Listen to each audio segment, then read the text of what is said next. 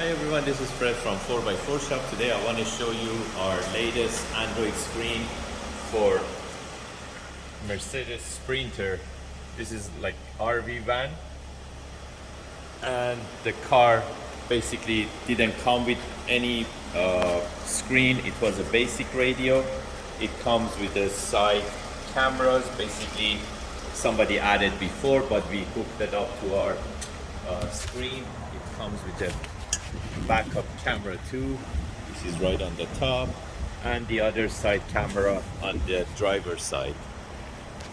And you can use the intelligent 4-camera switch that pack providing that switch, so you can use it with our screen.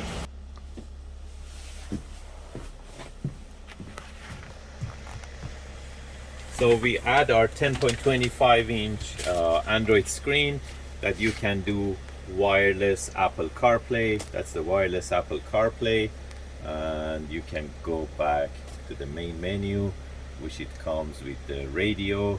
You can install offline maps. Apps are here. Digital cluster is here that it shows the RPM and speed.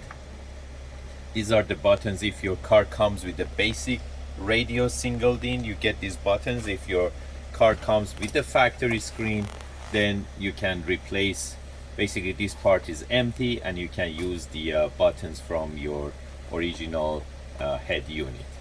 And these buttons, they function as home, volume up, volume down, or next track, or back button.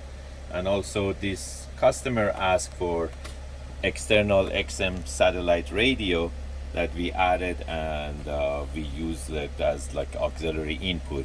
But again, you don't really need to do that. If you have data, you can install the app on your phone and using it as an app, and it uses your data. But if you don't want to use data, then basically you can install any external XM satellite radio device to your screen.